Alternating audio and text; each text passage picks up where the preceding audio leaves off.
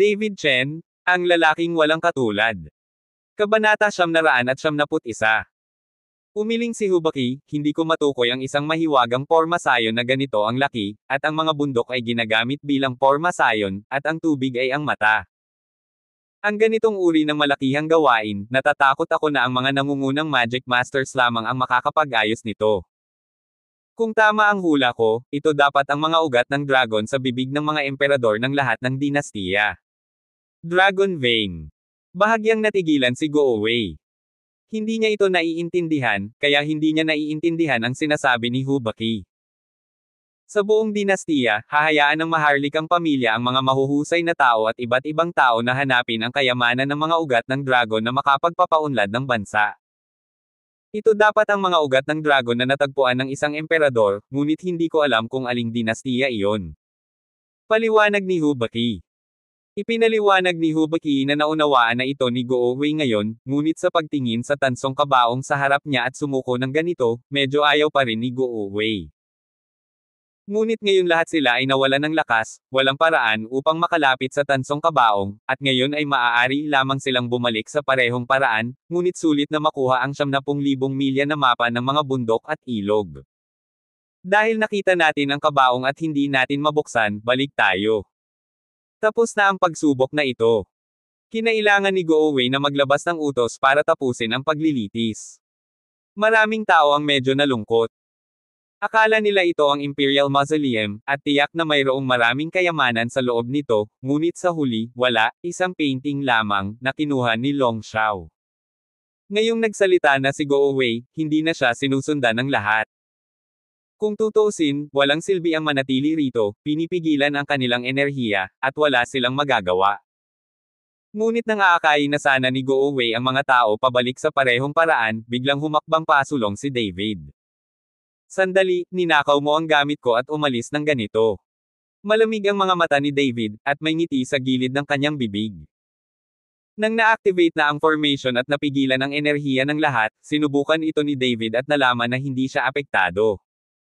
Hindi lakas ang inayos ni David, kundi aura, kaya walang epekto ang hanay na ito kay David. Ngayong napigilan na ang lahat, at kahit naging ordinaryong tao na si Go Wei, hindi na kailangang matakot si David sa kanya, at sinamantala na lang niya ang pagkakataong makuha ang mapa ng Jiwanli Mountains and Rivers. David, anong gusto mong gawin? Tumingin si Long Xiao kay David at nagtanong. Siyempre, ibinalik ko ang painting. Sinabi ito ni David, at humakbang patungo kay Long Xiao. David, kahit napigilan ako, hindi ka naman magaling. Kung gusto mong gawin ito, kaming mga tao ay maaaring matalo ka sa isang pulpol. Si Long Xiao ay hindi natakot. Bagaman pinigilan ang kanyang lakas, naniniwala siya na si David ay walang alinlangan na tulad ng isang ordinaryong tao ngayon, at walang dapat ikatakot. Talaga. Pagkatapos ay subukan ito. Si David ay humakbang pasulong, kinuha ang mapa ng 70,000 milya ng mga bundok at ilog, at sinunggaban ito ng mahinang puwersa. Nagulat si Long Xiao, at binasag si David ng isang suntok. Ang suntok na ito ay ganap na lakas ng pagsabog ng katawan, nang walang anumang bakas ng enerhiya. Putok. Sinuntok ni Long Xiao ang dibdib ni David, ngunit hindi kumikibo si David, na sinundan ng mga sigaw ni Long Xiao. Naramdaman lamang ni Long Xiao na ang kanyang suntok ay parang pagtama sa isang bakal, at ang matinding sakit ay kumalat sa kanyang katawan. Na-snap. Sinampal ito ni David, at ang katawan ni Long Xiao ay parang saranggola na may putol na tali, agad itong lumipad palabas, at malakas na tumama sa pader na bato. Kabanata 972. Dahil sa biglaang pagbabagong ito, nagulat ang lahat kay David. Ngayon lahat ay pinigilan, at sila ay ganap na ordinaryong tao. Dapat mong malaman na ang isang sampal mula sa isang ordinaryong tao ay hindi magkakaroon ng ganoong kalaking kapangyarihan. David, ayaw mo nang mabuhay di ba? Ibigay mo sa akin ang painting. Humakbang si Go Wei, pinandilatan si David at sinabing. Anong klaseng bagay ka? Akin ang painting, at hindi ko ito ibibigay kahit kanino. Kung may kakayahan ka, makukuha mo ito sa iyong sarili. Hindi ba ikaw ang rurok ng Wazong? Hindi ka ba henyo? Pumunta ka at kuhain mo. Pinukaw ni David si Go Wei. Napatingin ang lahat kay David at inisip na baliw siya at nang ahas na hayagang pukawin si Go Wei. Gusto mong mamatay. Malungkot ang mukha ni Go Away, at bigla niyang itinaas ang kanyang kamay at tinapik si David. Kahit na pinigilan ang kanyang lakas, napakalakas ng palad ni Go Away. Napatingin si David kay Go Away na nagmamadaling lumapit, at nakaramdam siya ng hindi kasiyahan sa lalaking ito sa mahabang panahon. Sa sandaling inabot niya ang kanyang kamay, hinawakan niya ang kwelyo ni Go Away, at itinaas si Go Away gamit ang isang kamay. Sa oras na ito, si Go Away ay parang isang maliit na manok, na pilit na nakikipagpunyagi sa mga kamay ni David. David, bitawan mo ako? Kung hindi, gagawin kong mas masahol pa sa kamatayan ng buhay mo. Umuungal si Go Away, sa sandaling ito nawala ang mukha ni Go Away. Sa oras na ito, naglakas loob ka pa ring takutin ako. Habang sinasabi iyon ni David, iniwas niya ang kanyang kamay patungo sa mukha ni Go Away. Clap clap clap. Pagkatapos ng ilang sunod-sunod na sampal, namamaga ang mukha ni Go Away, at namamaga rin ang kanyang bibig. Nang makitang si David ay naglakas loob na talunin si Go Away ng ganito, lahat ay bumuka ang kanilang mga bibig sa gulat, ngunit walang sinuman ang nang-ahas na pakialaman. Ngayon ay nakikita na nila ito, hindi pala napigilan ng magic circle na ito ang lakas ni David, kaya lumitaw ang ganoong eksena. Sa kasong ito, narito na ngayon, si David ang Diyos, ang emperador, at walang sinumang nang-ahas na guluhin siya. Pinagbabantaan mo akong makita. Tumingin si David kay Go Away na may kasamang pang-iinis at sinabing. Ibinuka ni Go Away ang kanyang bibig, ngunit walang sinabi, at walang magawang ibinaba ang kanyang ulo. Kung magpapatuloy ito, siya ay bugbugin hanggang mamatay ni David. Nang makitang nawala si Go Away sa kanyang pagmamataas, itinapon ni David si Go Away sa isang tabi na parang patay na aso. Tiningnan ni Long Xiao ang eksena sa harap niya, at ang kanyang mukha ay naging sobrang pangit. Kanina lang niya gustong sumbatan si David, pero ngayon lang niya na isasara ang bibig niya, hindi nangangahas na guluhin si David. Bagamat itinikom ni Long Xiao ang kanyang bibig at hindi gin-icing si David, hindi sinasadya ni David na palayain siya, at dirdiretsong naglakad patungo kay Long Xiao. Pagkatapos ay hinawakan niya ang buhok ni Long Xiao at itinabi. David, ako. Binigay ko sa iyo ang painting. Hindi kita mananakawan. Bakit mo pa ako hinahanap? Bahagyang nanginig si Long Xiao, at nalilitong tanong. Naiinis akong makita ka, okay. Sinipa ng malakas ni David ang dibdib ni Long Xiao, at pagkatapos ay binangga ang ulo ni Long Xiao patungo sa pader na bato. Hindi nagtagal, ang mukha ni Long Xiao ay napuno ng dugo, at ang kanyang mga tampok ng mukha ay napilipit. Napatingin ang lahat, ngunit walang pumihil sa kanya. Napakalungkot ng mukha ni Go Away, ngunit hindi na siya nang ahas na pakialaman pa. Ang dalawang martial masters ng pamilyang Long ay maaari lamang sumugod ng paikot-ikot at hindi nang ahas na humakbang pasulong, kaya't nakatingin lamang sila kay Long Xingshu. Si Long Xingshu ay walang kahit katiting na ekspresyon sa kanyang mukha, ngunit siya ay natutuwa sa kanyang puso. Siya mismo ay matagal nang hindi nasisiyahan kay Long Xiao. Kung may pagkakataon, gusto ni Long Xingshu na talunin si Long Xiao ng ganito. Si Long Xiao ay naghihingalo, ngunit hindi tumigil si David. Walang nakakaalam kung bakit baliw ang pakikitungo ni David kay Long Xiao sa sandaling ito, at kung gaano kalalim ang puot sa pagitan nilang dalawa. Ang dahilan kung bakit nagkakaganito si David ay dahil iniisip niya ang kanyang ina na hanggang ngayon ay naghihirap pa rin sa pamilyang Long kaya hindi niya mapigilan ang kanyang emosyon. David, okay lang. Kung papatayin mo talaga si Long Xiao, mahihirapan ka sa hinaharap. Sa oras na ito, humakbang si Dong Jiahao at hinikayat si David. Mapait na ngumiti si David, kahit na hindi niya patayin si Long Xiao, hindi siya pababayaan ng pamilya Long, ngunit hindi pa kayang kunin ni David ang buhay ni Long Xiao, kailangan niyang maghintay ng pagkakataon na gamitin ang buhay ni Long Xiao para patayin ang kanyang sarili ina. Pinalitan. Kabanata 993. Bumitiw si David, at si Long Xiao ay bumagsak sa lupa na parang putik. Sa oras na ito, hiniling ni Long Xingshu sa dalawang martial masters ng Long family na tulungan si Long Xiao na bumalik. Akin ang painting na ito, at walang gustong kumuha nito. Kung sino man ang may ideya para sa pagpipinta na ito, maaari kang pumunta at subukan ito. Kung walang may ideya, lumabas ka na. Napatingin si David sa lahat at sinabing. Sa oras na ito, sino man ang nang-ahas na gumawa ng ideya ng pagpipinta na iyon, lahat ay sumunod sa parehong landas. Sina Long Xiao at Go Wei ay sinuportahan din ng pamilya Long at umalis. Kung hindi ako maghihiganti, I swear hindi ako magiging tao. Dapat ko siyang patayin. Si Long Xiao, na lumabas ng kuweba, ay sumigaw ng malakas pagkatapos na mabawi ang kanyang enerhiya. Huwag kang mag-alala, ang maliit na balimatard na ito ay hindi makakalabas sa sinaunang libingan. Kung siya ay maglakas loob na lumabas, hahayaan kong basagin niya ang kanyang bangkay sa 10,000 piraso. Ang mga mata ni Go Wei ay kumislap na may layuning pumatay. Sa kuweba sa oras na ito, umalis ang lahat, ngunit hindi umalis si Ningji, tahimik lang siyang nakatayo doon at naghihintay ng kung ano. Kuya Ning, wala na ang lahat, ano pa ang ginagawa mo dito? Tumingin si Dong Jiahao kay Ningji at nagtanong. Curious lang ako kung ano ang nasa copper coffin, gusto kong manatili at makita kung ano ito. Mahinang sabi ni Ningji. Ngayon ang ating enerhiya ay pinigilan, at walang makalapit sa tansong kabaong, ano sa palagay mo? Kahinahinalang tanong ni Dong Jiahao. Wala pa ba siya?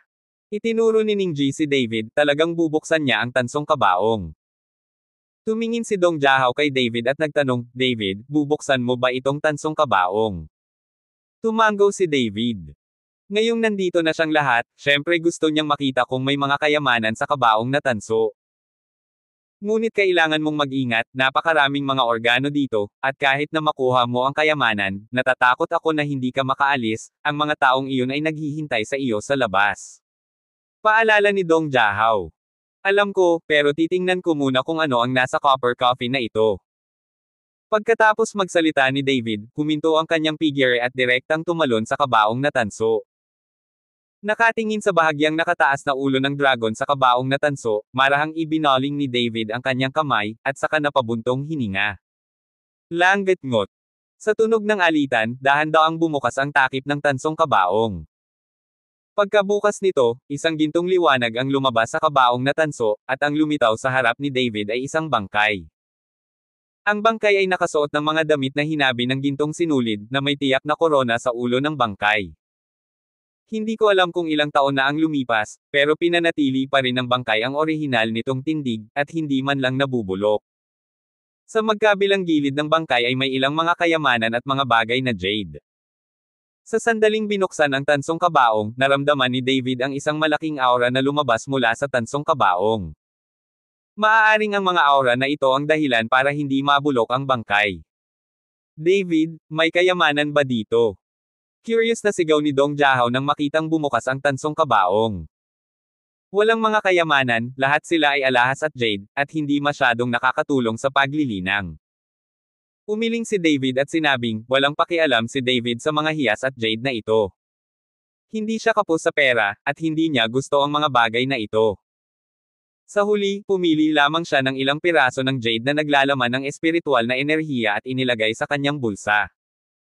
Akmang isasara na ni David ang kabaong, isang maitim na singsing sa kamay ng bangkay ang biglang umakit sa ideya ni David.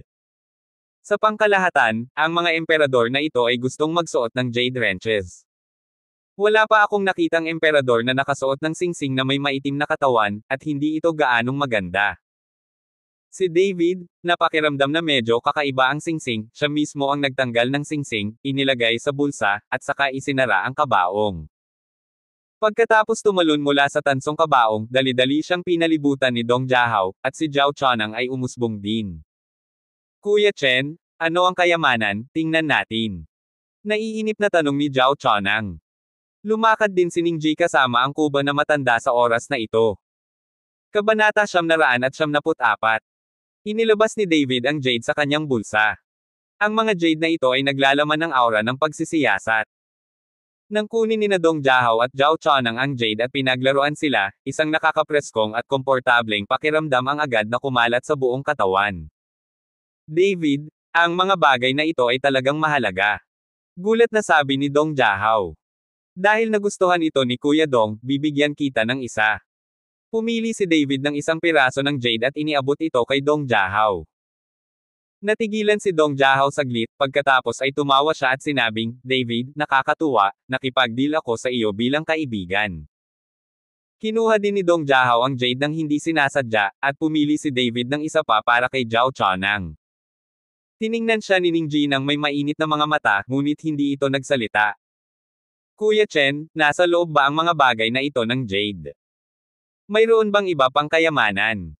Curious na tanong ni Zhao Chonang. Inilabas ni David ang maitim na singsing at sinabi, at ang singsing na ito, hindi ko alam kung para saan ito. Walang espiritual na enerhiya sa singsing na ito. Ginamit din ni David ang kanyang banal na diwa upang siyasatin ito. Napakakaraniwan sa pakiramdam, ngunit malinaw na hindi makatwiran na magsuot ng gayong ordinaryong singsing sa kamay ng isang emperador. Hayaan mo akong makita. Kinuha ni Zhao Chonang ang singsing at tiningnan ito ng mabuti. Hindi nagtagal, nakahanap si Zhao Chonang ng ilang maliliit na karakter sa loob ng singsing, at pagkatapos ay medyo nagulat siya, may 3 karakter sa singsing na ito ay isang storage ring. Nang marinig ito ni David, dali-dali niyang ibinalik sa kanyang kamay ang singsing, at sigurado, nakita niya ang mga salitang, storage ring, sa loob. Hindi nagtagal, nagliwanag ang mga mata ni David, at pagkatapos ay kinagat niya ang kanyang daliri at tumulo ang isang patak ng dugo dito. Nang dumampi ang dugo sa singsing, nagkaroon ng hagong, na sinundan ng maitim na singsing, na agad na naging pula ng dugo, at pagkatapos ay isang dugong pulang hininga ang lumabas mula sa singsing, na direktang tumama sa mga kilay ni David. Naisip ito ni David, at sa lalong madaling panahon nalaman na isang magulong espasyo ang lumitaw sa singsing ng imbakan. Ito dapat ang lugar kung saan ang storage ring ay nag-iimbak ng mga bagay. Dahan-dahan, muling naging itim ang storage ring. Inilagay ni David ang singsing na imbakan sa kanyang kamay at tumingin sa mapa ng 70,000 milya ng mga bundok at ilog sa kanyang kamay. Habang kumikislap ang kanyang mga iniisip, lumitaw ang mapa ng 70,000 milya ng mga bundok at ilog sa storage ring. Kabilang sa, baby talaga yan. Tuwang-tuwa si David. Bagamat walang espiritual na enerhiya ang storage ring na ito, isa itong ganap na magic weapon. Kuya David, maaari mo bang bigyan ako ng higit pa sa iyong storage ring? Nang masaya si David, biglang sinabi ni Ningji. Dahil sa sinabi ni Ningji, natigilan si David. Ningji, bakit napakawalan mo at humihingi ng isang bagay? Masyadong nakakahiya para sa pamilya mong Ning. Tumingin si Dong Jiahao kay Ningji at Ninishan. Si Ningji ay hindi nagalit, na may malabong ngiti sa kanyang mukha, hindi ka makakalabas sa sinaunang libingan kahit na makuha mo ang mga kayamanang ito, kung gayon si Guo Wei ay tiyak na magdadala ng isang tao upang pigilan ka sa labasan, sa halip na ang mga kayamanan mula sa alyansa ng martial arts, ang mga taong iyon kung aagawin mo ito, maaari mo ring ibigay ito sa akin, at masisiguro kung ligtas kang mailabas sa sinaunang libingan. Ang dahilan kung bakit hindi umalis si Ningji ay tila matagal ng pinagplanuhan. Kung gusto niyang harapin si Guo Wei, aasa lang siya sa kubo na matandang dinala niya, kaya naghintay siya, naghihintay na samantalahin ang mangingisda. Damn it! Ang dahilan kung bakit hindi ka umalis, bakit ka naghihintay dito? Masyado kang nagkalkula. Hindi napigilan ni Dong Jiahao na magbitaw ng masasamang salita. Hindi pinansin ni Ningji si Dong Jiahao, ngunit tumingin kay David at sinabing, David, isang storage ring, kapalit ng iyong buhay, pakiramdam ko ay sulit ito. Bahagyang ngumiti si David, bakit pakiramdam ko ay hindi ito katumbas ng halaga? Natigilan si Ningji, bakit, sa tingin mo ba ay hindi ka nang ahas na patayin ni Guo Wei at ng iba pa? Hindi naman sa hindi ako maglakas loob pero hindi ko talaga ako kayang patayin. Mali ang wishful thinking mo. Malamig na ngumiti si David, kasunod ang pagkumpas ng palad niya, at direktang bumalot sa kanya ang gintong liwanag. Kabanata 975.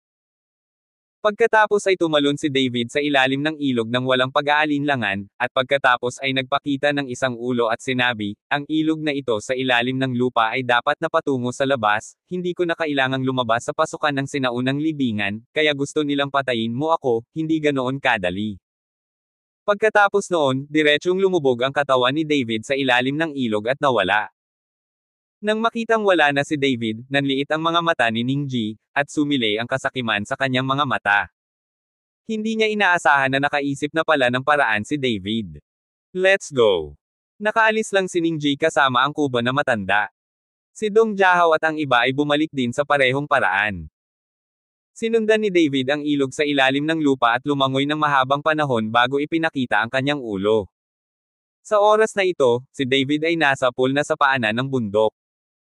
Pagkalapag, nawala ang gintong ilaw kay David, at tuyo pa rin ang kanyang damit. Hindi ko inaasahan na lalabas ako ng ganito sa isang hininga. Tiningnan ni David ang matataas na gusali sa di kalayuan, at nalaman niyang ang lugar na ito ay 100 milya ang layo mula sa Kyoto. Walang kaunting antala, naglakad si David patungo sa kabisera. Bagamat maikli ang panahon ng pagsubok sa panahong ito, malaki ang natamo ni David. Ang isang singsing na imbakan at isang mapa ng 70,000 milya ng mga bundok at ilog ay pawang hindi mabibili ng salapi. Lalo na ang 9,000 miles of mountains and rivers map, ginamit lang ito ni David sa pagsasanay. Sa kasalukuyang lakas ni David, nangangailangan ng maraming espiritual na enerhiya upang magsanay.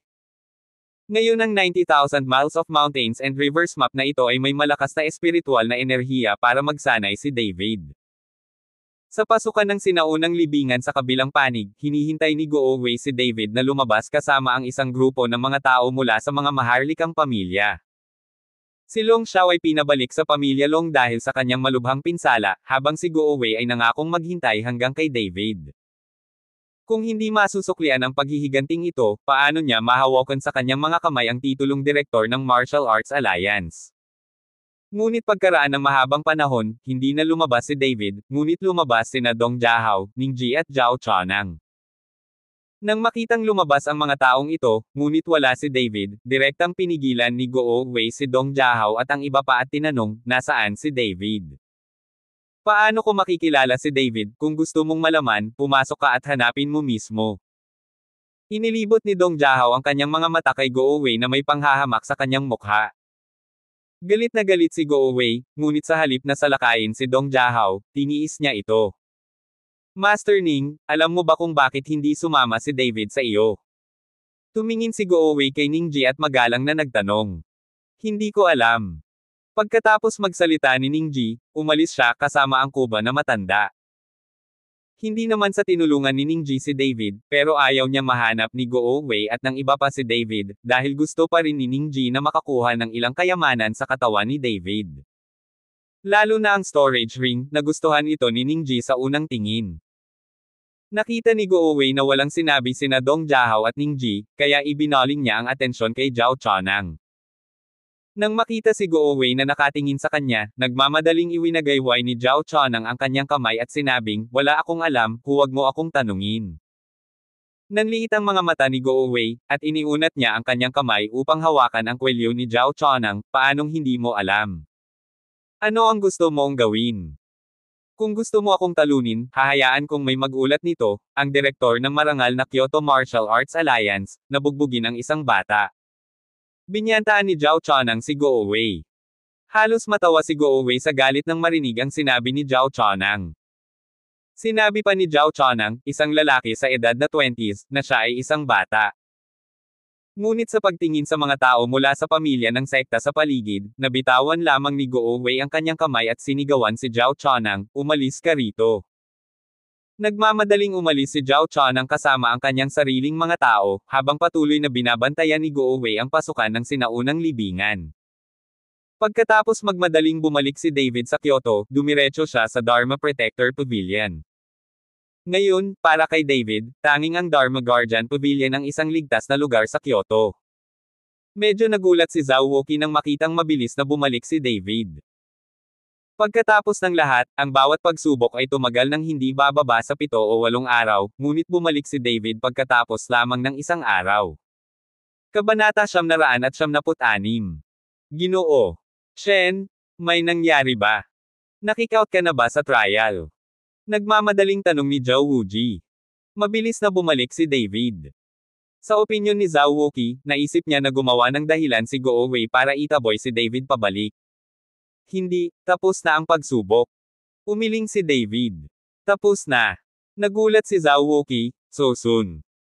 Si David ay humigop ng tubig, at pagkatapos ay sinundan si Zhao Woki tungkol sa nangyari sa sinaunang libingan. Nang marinig iyon, dilat na dilat ang mga mata ni Zhao Woki at maaaring lumunok ng itlog ang kanyang bibig. Ginoo. Shen, ikaw. Natalo mo si Director Guo. Sabi ni Zhao Woki na puno ng gulat ang mukha. Kung gayon, si Go-Wei ay halatang may kinikilingan sa pamilyang Long at ninanakawan ako ng mga bagay. Siyempre matatalo ko siya. Walang pakialam na sabi ni David. Sira, sira. Kakausapin ko si Mr. Shi tungkol sa bagay na ito. Ang mga taong ito sa Martial Arts Alliance ay pawang maliliit na bituka ng manok. Tinalo mo ang go-away na iyon sa pagkakataong ito, at tiyak na hindi niya ito pakakawalan. Si Zhao Wuqi ay may nerbiyos na hitsura sa kanyang mukha, at pagkatapos ay umalis, siya ay magsusumbong kay Mr. Shi. Ngayon, ang pag-asa sa pangalan ng Protector Pavilion lamang, ay hindi maaaring mapanatili si David, at tanging si Mr. Shi lamang ang makakapagsalita. Nang makitang balisa si Zhou Wuji, medyo naantig si David. Si Zhao Wuqi ay naglakad pabalik, at si David ay nagtungo sa kanyang silid upang diretsyong magpahinga. Wala siyang pakialam sa laban kina Guo Wei at Long Xiao. Pamilya ng Dragon. Tumingin si Long Jingguo kay Long Xiao, na halos pumangit, na may nakakasakit sa puso. Ganyan mo ba pinoprotektahan ang pinakamatandang Young Master? Pinandilatan ni Long Jingguo si Long Xingshu at ang dalawang Dragon Family Wazong Masters at umungal. Patriarch, sa sitwasyon noong panahong iyon, nawala ang lahat ng aming lakas. Hindi naman kami ang mga kalaban ni David, at hindi ko alam kung bakit. Ang pagsugpo sa Magic Circle ay hindi gumana para kay David, at ang kakayahan ni David ay hindi napigilan. Nanginginig na sabi ni Long Xingshu. Bahagyang naningkit ang mga mata ni Long Jingguo, mukhang tiyak na minana ni David ang dugo ng kanyang ama, kung hindi, paano mangyayari ang ganoong bagay? Dad, sino itong lalaking ito David? Sino ang kanyang ama? Tanong ni Long Xiao kay Long Jingguo. Xiaoir, you go to recuperate. Some things, you will natural understand after a while. Kapag nalaman ko ang sekreto ni David, ang Long family natin ang magiging pinakamalaking pamilya sa Kyoto, at magiging bata ka rin. Ang pinakamahusay na tao sa kanyang henerasyon. Marahang tinapik ni Long Jingguo ang balikat ni Long Xiao. Tumango si Long Xiao at nagpahinga, habang sinabi ni Long Jingguo kay Long Xingshu, bumaba ka, huwag mong sabihin kahit kanino ang nangyari ngayon. Hindi kayang mawala ni Long Jingguo ang taong ito. Ang kanyang anak ay binugbog, at siya ay halos pumangit. Masyadong nakakahiyang sabihin ito, ngunit kahit na hindi sabihin ng kanilang Long family, napakaraming sekta at pamilya ang naruroon sa oras na iyon, imposibleng itago ito. Umalis din si Long Xingshu, habang naglalakad si Long Jingguo sa likod bahay, binuksan ang isang pinto, at dahan-daang pumasok. Sa madilim na piitan, si Long Ruotong ay nakakulong dito. Siya ay nakakulong dito ng higit sa 20 taon, at lahat ng kanyang kakayahan ay nabuklod. Hindi siya makatakas mula sa isang simpleng piitan. Nang makita si Long Jingguo na paparating, dahan-daang ibinaling ni Long Ruotong ang kanyang ulo, nang hindi man lang tumitingin kay Long Jingguo. Magkapatid ang dalawa, ngunit napunta sila sa ganitong uri ng larangan. Mabuti kong kapatid, hindi ko inaasahan na mangganganak ka ng isang napakabait na anak at talunin mo si Xiaoir. Naparito ako ngayon para sabihin sa iyo na malapit mo nang makilala ang iyong anak, ano pa ang gagawin mo? Kung wala kang sasabihin, hahayaan ko ang iyong mag-ina na pumunta sa Huangquan ng magkasama. Pagkatapos magsalita ni Long Jingguo, inabot niya at nagtanggal ng isang leather na latigo sa dingding at pinalo si Long Ruotong. Kinagat ni Long Ruotong ang kanyang mga ngipin at walang sinabi. Hindi niya alam kung ilang beses na siyang binugbog sa mga nakaraang taon. Kung mas ganito ang Long Ruotong, mas malupit na lumalaban si Long Jingguo. Gusto niyang sakta ng galit ni na David at Long Xiao, na lahat ay walang awa na ibinuhos kay Long Ruotong. Sa sandaling ito, hindi ginagamot ni Long Jingguo si Long Ruotong. Trituhin mo na parang sarili mong kapatid. Kung hindi dahil sa mga sekretong gusto niyang malaman sa bibig ni Long Ruotong, matagal nang pinatay ni Long Jingguo si Long Ruotong. Kabanata 997. Kyoto Guardian Pavilion. Nagkulong si David sa kwarto. Nabuksan na niya ang mapa ng 70,000 miles of mountains and rivers, at lumabas ang isang espiritual na kamalayan, at ang buong tao ay tila nasa eksena sa pagpipinta. Gumagana ang condensing the heart dew, at ang malaking halaga ng espiritual na enerhiya ay patuloy na nagtitipon patungo sa katawan ni David. Sa tuktok ng ulo ni David, ang nakalap na espiritual na enerhiya ay bumubuo ng isang puyo ng tubig. Habang naglilinang si David, 2 tao ang dumating sa Dharma Protector Pavilion sa Kyoto. Sina Sonia at Gullinger ang nagpapagaling mula sa kanilang mga pinsala sa Yaoshan Valley. Sina Xiaolan at Wu Meier ay nanatili sa Medicine God Valley upang samahan si Long Wu. Nakita ni Zhao Wuqi sina Sonya at Gulinger, at nang makita niyang lumapit ang dalawa para hanapin si David, nagmamadali siyang nagpadala ng isang tao para tawagan si David. Naramdaman ni Zhao Wuji ang hininga ni Sonya at Gulinger, nakaramdam ng pagkagulat sa kanyang puso. Ramdam niya na ang lakas ng dalawang babaeng ito ay nasa ibabaw niya. Naalala pa niya ang unang pagkakataon na pumunta siya kay David, nang makita niya sina Sonya at Gulinger. Si Sonya ay isang ordinaryong tao lamang, at si Gulinger ay isang maliit na martial artist, ngunit pagkatapos lamang ng ilang buwan, ang dalawang batang babae ay talagang nalampasan ang lakas kanya. Hindi maintindihan ni Zhao Wuqi kung bakit isa lamang halimaw si David, paanong ang mga babaeng nakapaligid kay David ay napakasama, at ang bilis ng paglilinang ay masyadong mabilis. Hindi nagtagal, tinawag si David, at nang makita niyang paparating sina Geng Sonya at Gulinger, labis na nagulat at nasasabik si David. Bakit nandito kayong dalawa? Malusog ka ba? Tinanong ni David sina Sonya at Gulinger. Sabay na tumango ang dalawa, at pagkatapos ay sinabi ni Sonya, nag-aalala kami sa iyo, kaya susundan ko si Linger upang makita ka. Ayos lang ako, magiging maayos din ako. Lumingon si David at hinayaan sina Sonya at Gulinger na tumingin. Tapos hindi ka pinuproblema ng pamilya Long. Pinatay mo ang 5 sa kanilang mga tagapag-alaga. Tanong ni Gulinger. Sa sandaling lumabas ang mga salita ni Gulinger, si Zhao Wuqi sa gilid ay natigilan. Hindi niya alam na pinatay ni David ang 5 tagapag-alaga ng pamilya Long. Sinundan ni David si Zhao Wuqi upang ipaliwanag ito, at pagkatapos ay galit na sinabi ni Zhao Wuqi, itong mahabang pamilya, kahit na dumating siya sa mga salita ni Mr. Shi, hindi niya pinansin ang sinabi ni Mr. Shi, at lihim na nagpadala. Isang taong haharap sa iyo. Sa kabutihang palad, inilagay ko ito sa pagsubok. Iniulat ang bagay kay Mr. Shi, at nagsalita din si Mr. Shi, at hindi pinapayagan ang Martial Arts Alliance na humingi ng personal na paghihiganti laban sa iyo. Gate Master Zhao, salamat. Bahagyang ngumiti si David. Ginoo. Shen, masyado kang magalang. Ito ang aking tungkulin. Ang mga taong ito sa Martial Arts Alliance ay napakalayo na rin. Sila ay lantarang nagpapakita ng paboritismo sa panahon ng paglilitis. Sabi ni Zhao Wuqi. Sonya, Linger, pumunta ka sa kwarto ko, ipapakita ko sa iyo ang isang sanggol. Nagplano si David na hilingin kina Sonya at Gulinger na pumunta sa kanyang silid, tingnan ang larawan ng 9,000 milya ng mga bundok at ilog, at magsanay ng magkasama. Ngunit namula sina Sonya at Gulinger, at palihim na napatingin kay Zhao Wuqi sa tabi nila. Hindi nila naintindihan ang mga salita ni David, at tinawag sila sa silid nang magkita sila, na tiyak na hindi magandang bagay, at ang sanggol na kanilang tinitingnan ay maaaring. Ginoo. Shen, kausapin mo ako, may gagawin pa ako. Bahagyang ngumiti si Zhao Wuji at naglakad palayo. At nagmamadaling dinala ni David sina Sonya at Gulinger sa kanyang silid. Tumingin si Zhao Wuqi sa likod ni David na may inggit saglit, Mr. Ang ganda talaga ng pangangatawan ni Chen, sobrang komportable ang pagyakap mula kaliwa hanggang kanan. Matapos hilahin ni David sina Sonya at Gulinger sa silid, agad niya silang pinaupo sa kama. David, nasa Guardian Pavilion ito, anong ginagawa mo? At sabay tayong dalawa, ito.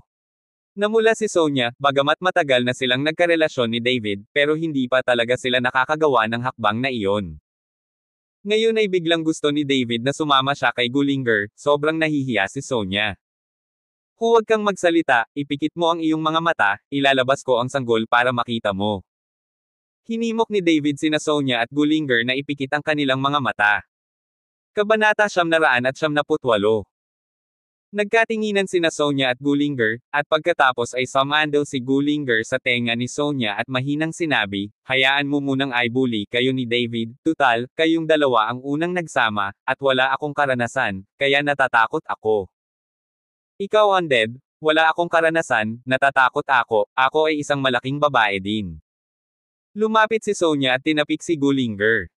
Hindi ko sinasadya, mali ang pagkakaintindi mo. Sinundan ni Gulinger si Sonya.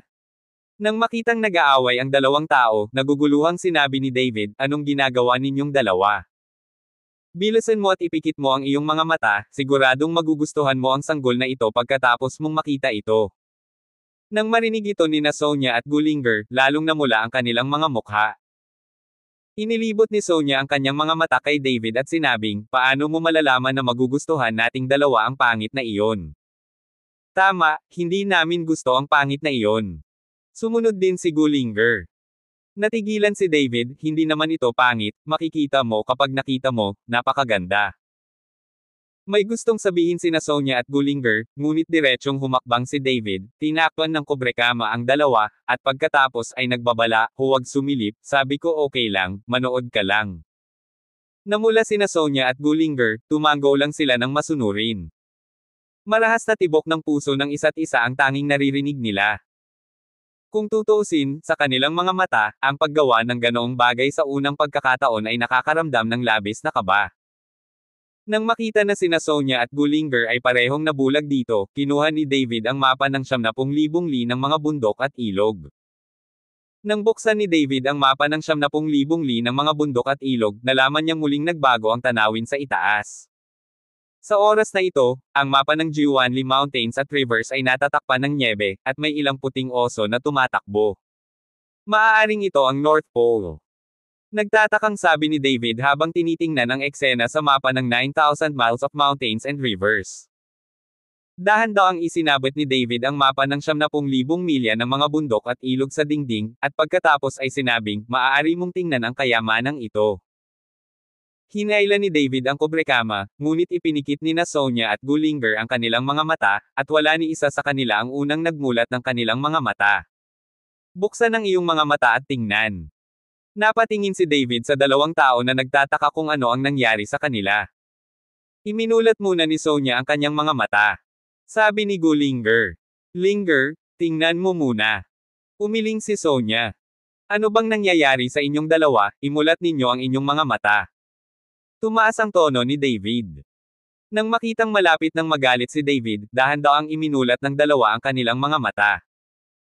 Nang imulat ni Sonia at Gullinger ang kanilang mga mata, nakita nila si David na nakatayo sa harapan nila, buo ang kanyang damit at walang nagbago. David, nasaan ang sanggol na ipinakita mo sa amin? Kakaibang tanong ni Sonia. Hindi ba ito nakasabit sa dingding? Hindi mo ba napansin? Itinuro ni David ang mapa ng 70,000 milya ng mga bundok at ilog at sinabi. Sinulyapan ni Gullinger ang mapa ng 9,000 milya ng mga bundok at ilog, at hindi makapaniwalang nagtanong, ito ba ang pagpipinta ng kayamanan na sinasabi mo? Siyempre, kung hindi, ano sa tingin mo ito? Tumango si David. Ako. Ibinuka ni Gullinger ang kanyang bibig, ngunit hindi niya alam kung paano sasagutin si David. David, ano ang napakahalaga ng painting na ito? Ito ang Arctic Icefield, tama ba? Nagsalita si Sonia sa oras na ito at tinulungan si Gullinger na makaalis sa pagkubkob. Hindi ito ordinaryong painting. Maaari mong ilabas ang iyong espiritual na kamalayan at suriin ang pagpipinta na ito upang malaman. Bahagyang ngumiti si David.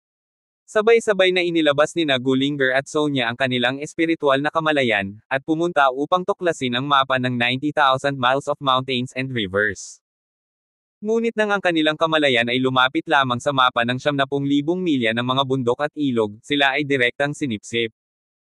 Sa sandaling ito, tila nasa Arctic ice sheet sina Gullinger at Sonia, at kahit ilang polar bear sa di kalayuan ay nakatingin pa rin sa kanilang dalawa. This time, natigilan silang dalawa. Kabanata 999. Linger, ito. Anong nangyayari?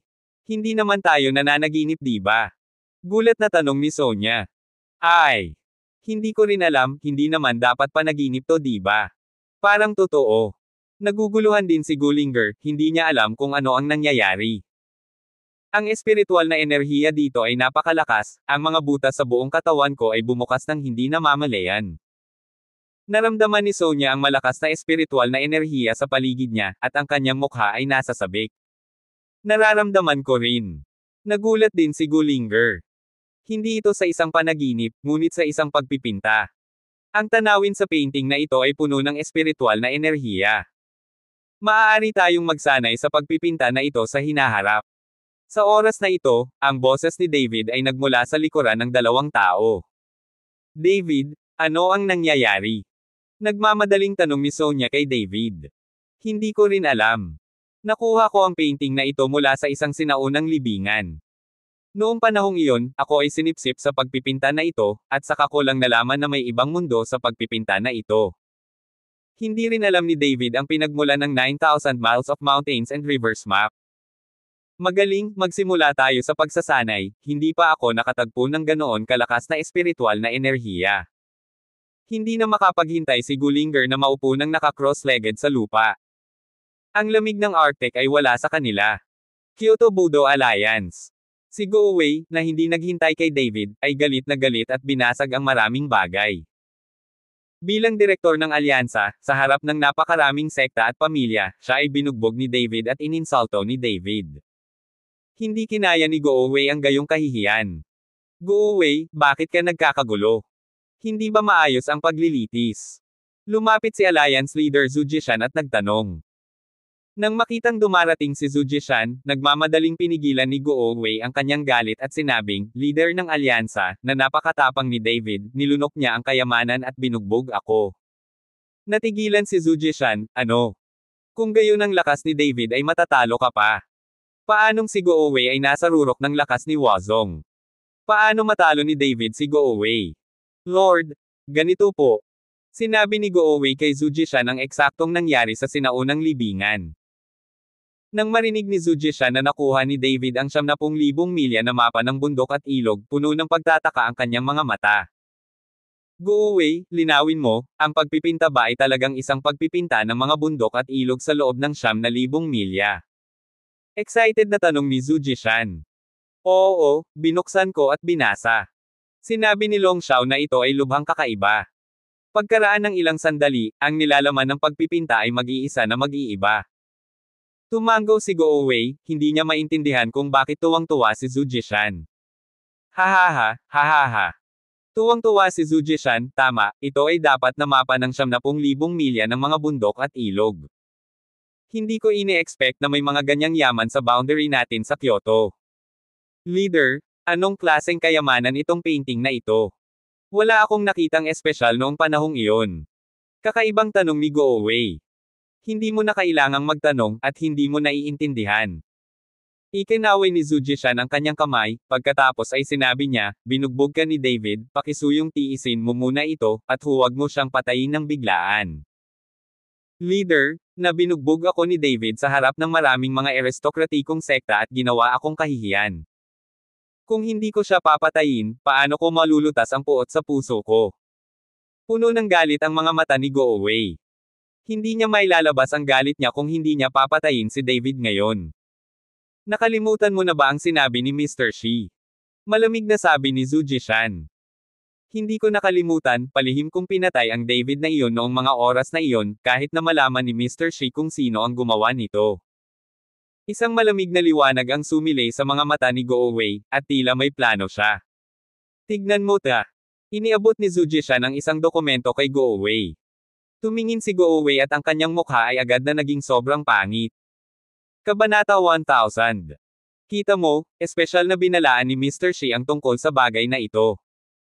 Kung si David ay pinatay sa oras na ito, sa tingin mo ba maghahinala si Mr. Shi? Tanong ni Zhu Jishan. Masyadong tuso itong si David. Nauna pa siyang pumunta kay Mr. Shi. Hindi ako naniniwala na mapapanatili siya ni Mr. Shi magpakailanman. Dumagundong ang nagngangalit na mga ngipin ni Go Wei. Okay, magkakaroon ng mga pagkakataon na makitungo kay David sa hinaharap, dapat kang pumunta at magpahinga muna. Pinaalis ni Zhu Jishan si Go Wei. Si Go Wei ay naglakad pabalik, at si Zhu Jishan ay naglakad patungo sa likod bahay ng Martial Arts Alliance. Napakalaki ng likod bahay. May rock carry na 12-dosenang metro ang taas sa gitna ng courtyard, at may waterfall fountain dito. Naglakad si Zhu Jishan patungo sa talon at tumapik ng bato ng 3 beses. Hindi nagtagal ay huminto ang pag-agos ng talon, at bumukas ang isang pintuang bato sa likod ng talon. Matapos pumasok si Zhu Jishan, isinara ang tarangkahang bato, at nagsimulang umagos ang talon. Walang makakita na may mga organ pa rin dito. Naglalakad sa madilim na koridor ng may kalayuan, ang harapan ay nagiging mas malawak. Maraming mga silid sa loob, ang bawat silid ay napapalibutan ng mga bakal na bar na kasing kapal ng mga armas, at ang asul na kidlat ay patuloy na makikita sa pagitan ng mga bakal na bar na ito. Isang maningning na tunog ang gumawa ng tunog. Ito ang basement ng Martial Arts Alliance. Ang mga taong nakakulong dito ay mga masasamang magsasaka, pati na rin ang ilang karumal-dumal na mandirigma. Ang patuloy na naglalabas ng asul na liwanag ay isang magic circle, na nakakahuli sa mga taong ito dito. Ilabas mo ako, palabasin mo ako. Nang pumasok si Zhu Jishan sa piitan, may agad na sumigaw, na humihiling kay Zhu Jishan na palabasin siya.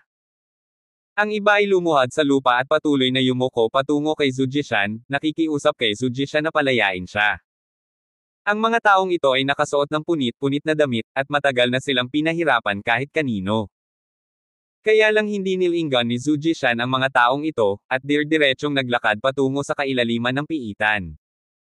Hanggang sa dulo ng piitan, may kwarto pa rito. Napakadilim ng silid, at isang figure lang ang makikitang nakaupo dito. Anong problema? Tila naramdaman ng figure ang pagdating ni Zhu Jishan, at dahan-daang nagtanong. Narito ang mapa ng 9,000 milya ng mga bundok at ilog. Sabi ni Zhu Jishan. Nang sabihin ni Zhu Jishan ang larawan ng 10,000 milya ng mga bundok at ilog, ang halatang figure ng figure ay umindayog. Kunin ang larawan. Sabi ng figure sa hindi mapag-aalinlangan ng tono. Oo. Magalang na sinabi ng marangal na pinuno ng Kyoto Martial Arts Alliance sa sandaling ito. Pagkatapos magsalita, umalis kaagad si Zhu Jishan.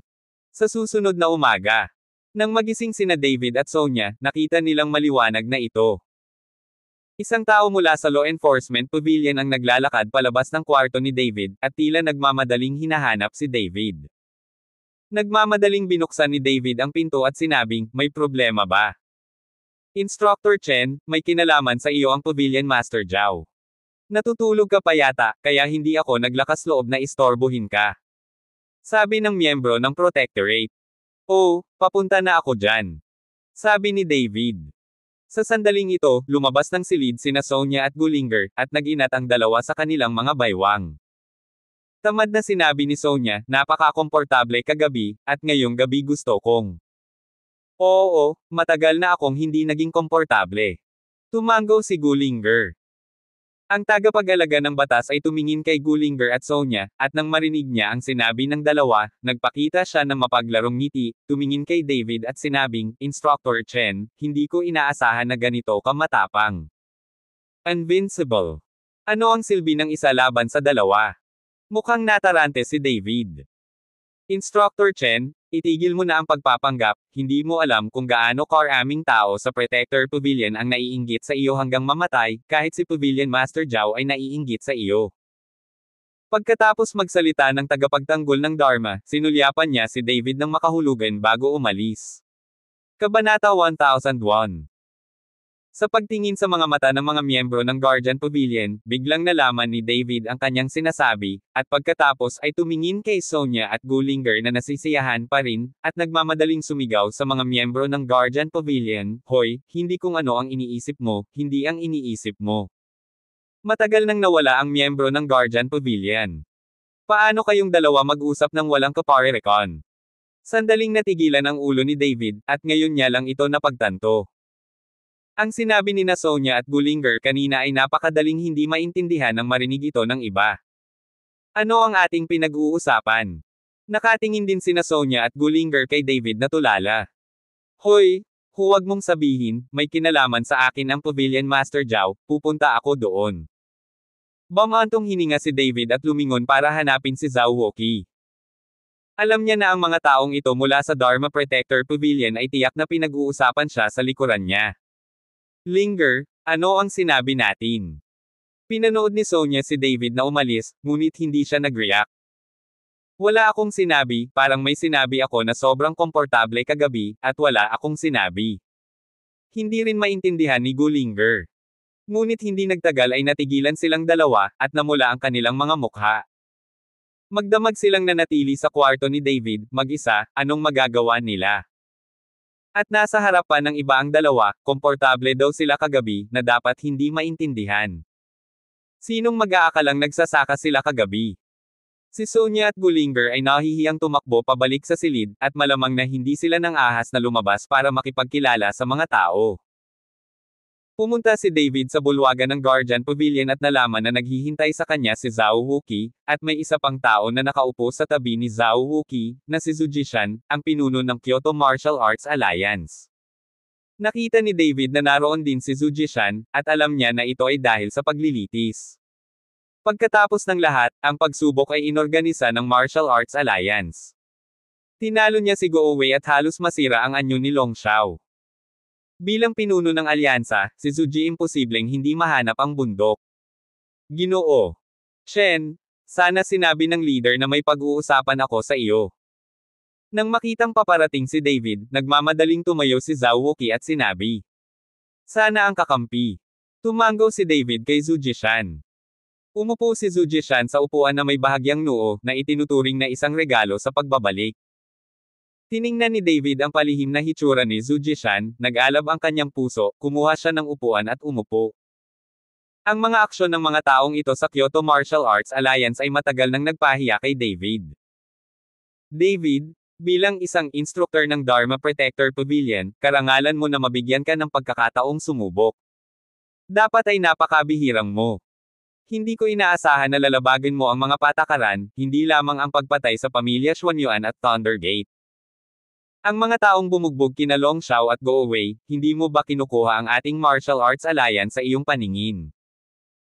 Tumingin si Zhu Jishan kay David, ang kanyang mala-obsidian na mga mata ay naglabas ng malamig at mabangis na liwanag, na nagdulot ng walang katapusang pakiramdam ng pang-aapi.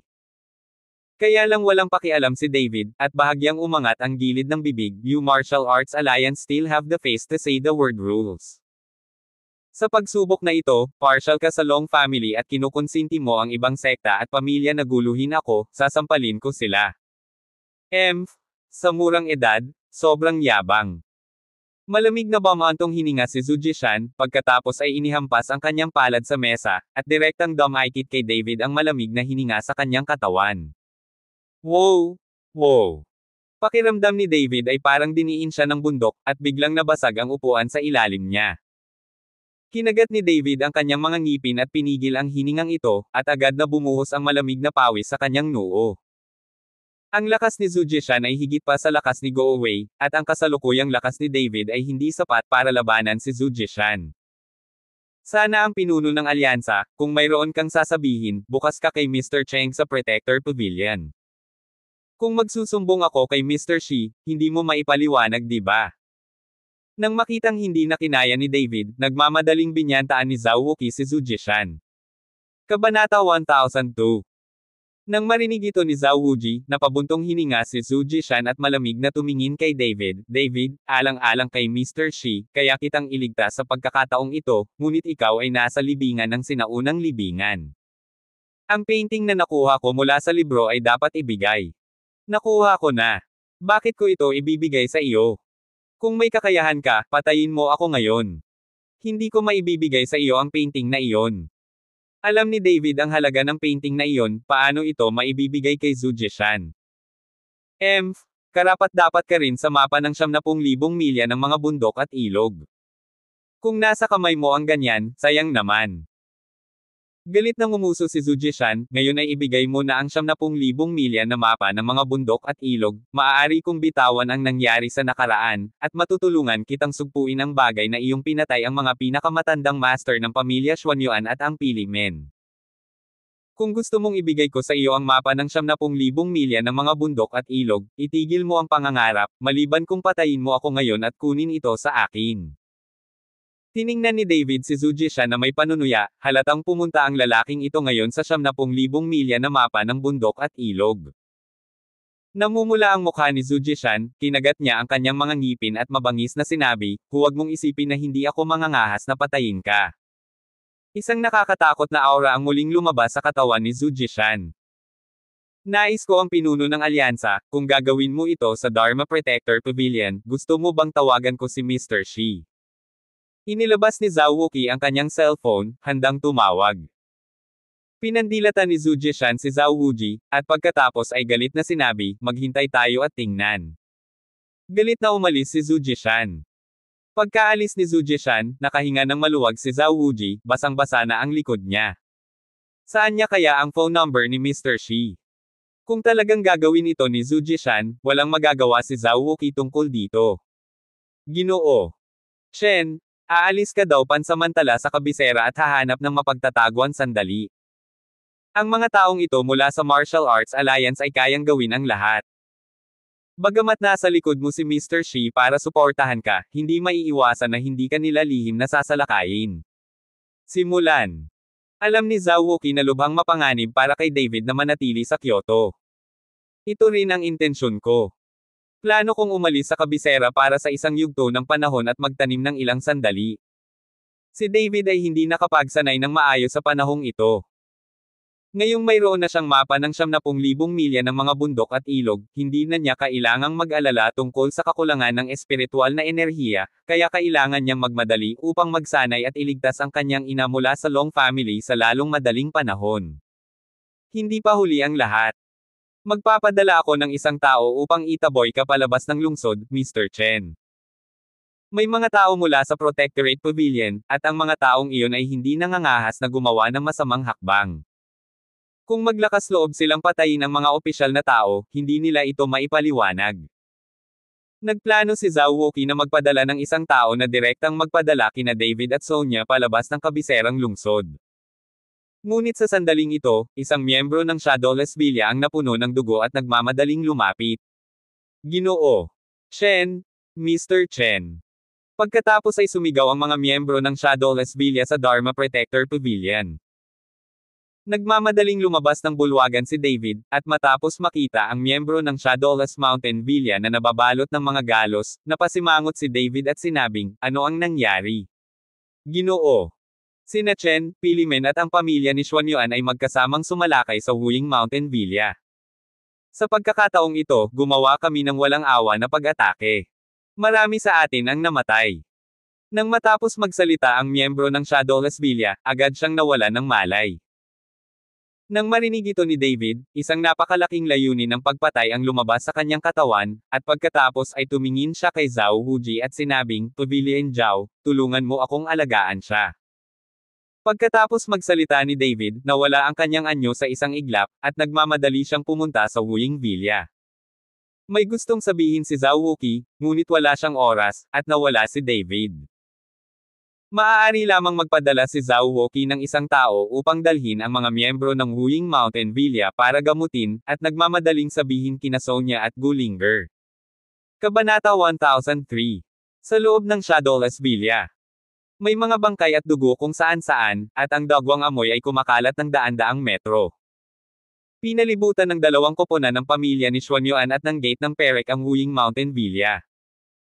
Sa sandaling ito, mayroon lamang isang dosina o higit pang mga tao sa paligid ng Zhao Liguo at Zhao Chonang, at ang malaking Shadowless Villa ay malapit ng masira. Zhao Liguo, ikaw at ako ay magkakilala sa loob ng ilang dekada, ngunit nakakalungkot na ikaw ay nasa maling tao. Sinundan talaga ng may-ari ng iyong marangal na Shadowless Villa ang batang si David. Huwag mo kaming sisihin ngayon. Hawak ni Xuanyuan ang isang mahabang espada at pinandilatan si Zhao Liguo. Nagalit si Xuanyuan nang malaman niyang ang kanyang anak ay pinatay ni David at namatay ng malungkot sa sinaunang libingan. Gayunpaman, ang mga tao ni David ay nasa Guardian Pavilion, at ang kanilang pamilyang Xuanyuan ay hindi nang ahas na hayagang pumunta sa Guardian Pavilion upang makakuha ng mga tao, hindi pa banggitin na mayroong Mr. Shi sa likod ni David. Gayunpaman, ang paghihiganti ng pagpatay sa kanyang anak ay kailangang ipaghiganti. Natagpuan ni Xuanyuan ang Martial Arts Alliance at gusto niyang si Zhu Jishan ang maging master. Si Cheng Jichang, ang master ng Perek Gate, ay may parehong ideya. Ang kanyang nag-iisang anak na lalaki, si Cheng Kun, ay pinatay ni David. Nahanap kaagad ni Cheng Jichang ang Martial Arts Alliance, at ngayon lahat sila ay gusto ng paliwanag. Ang matandang Zoro na si Zhu Jishan, pagkatapos munang pasayahin ang dalawang pamilya, ay natagpuan si David at humingi ng isang mapa ng 70,000 milya ng mga bundok at ilog, ngunit pagkatapos natahasan na tanggihan ni David, direkta niyang hinikayat ang dalawang pamilya na salakayin ang Huying Mountain Villa. Kabanata 1004. Alam ni Zhu Jishan na hinding-hindi uupo si David kapag pinatay si Huying Villa. Ang mga sekta at pamilya sa Kyoto ay nasa ilalim ng kontrol ni Zhu Jishan. Napakalapit ni Wu Yingvilla at David, at si Zhu Jishan ay hindi. Hindi alam. Xuan Yuanyan, itigil ang pagsasalita ng walang kaparerekon. Kung gusto mong pumatay o maglaslas, pumunta ka na lang dito, natatakot akong hindi ka magtatagumpay. Nagkatinginan si Zhao Liguo, hindi man lang natatakot. Zhao Liguo, hindi ka natatakot sa kamatayan, hindi ba natatakot din ang anak mo? Ngayon kailangan mo lang tawagan si David at suyuan siya dito, at may iligtas namin ang iyong buhay. Malungkot ang mukha ni Cheng Jichang at sinabi niya, ang gusto naming patayin ay si David lang, at hindi namin gusto ang buhay ng iyong ama at anak. Huwag mo nang isipin, hindi ako tatawag, at kahit dayin ko si Mr. Chen, talagang hindi kayo kalaban. Si Zhao Liguo ay may lubos na pagtitiwala sa lakas ni David. Sa lakas ng dalawang pamilya ko, hindi ko pa kayang pumatay ng isang David. Masyadong mataas ang tingin mo kay David. Malamig na umungol si Cheng Jichang. Ngayon, hindi pinatay ni Cheng Jichang o Xuan Yuanyan si Zhao Liguo, naghihintay lang sa pagdating ni David, gusto nilang patayin si David. Kahit may sinabi pa si Mr. Shi noon pero wala silang pakialam. Kung hindi sila nakaganti sa pagpatay sa kanilang anak, paano pa sila maghahalo sa kabisera, at paano sila makihalubilo sa mundo ng martial arts? Isa pa, may martial arts alliance sa likod nila. Nangako si Zhu Jishan sa kanila na tutulungan niya ang dalawa para hadlangan ang galit ni Mr. Shi at Mama Jiten para sa kanilang dalawa. Hindi naman sa sobrang iniisip ko si Mr. Chen, masyado kayong walang kakayahan. Bahagyang ipinikit ni Zhao Liguo ang kanyang mga mata. Magsabi ka pa ng isang salita. Galit na galit si Cheng Jichang, at ang kapaligiran sa eksena ay naging mas tense. Nakita ko ang pagsabog ng chi ni Cheng Jichang, at isang malupit na aura ang namuo sa kanyang palad. Papatayin muna kita, at tingnan mo kung sino ang basura. Galit na sigaw ni Cheng Jichang, at pagkatapos ay sinampal ng kanyang palad si Zhao Liguo. Gusto siyang pigilan ni Xuan Yuanyan sa gilid, ngunit hindi niya ito pinigilan. Sige. Kahit na si Zhao Liguo ay nasugatan sa sandaling ito, hindi siya natakot, at binati siya ng palad. Boom! Nagkaroon ng napakalaking tunog ng banggaan, at ang hangin sa paligid ay naging pangit. Sa sandaling ito, lumipad ang figure ni Zhao Liguo, at isang subo ng dugo ang bumulwak. Ang lakas ni Zhao Liguo ay orihinal na mas malakas kaysa kay Cheng Jichang na ito, ngunit si Zhao Liguo ngayon ay malubhang nasugatan, ang kanyang enerhiya ay halos maubos, paano niya malalabanan ang palad ni Cheng Jichang? Tatay!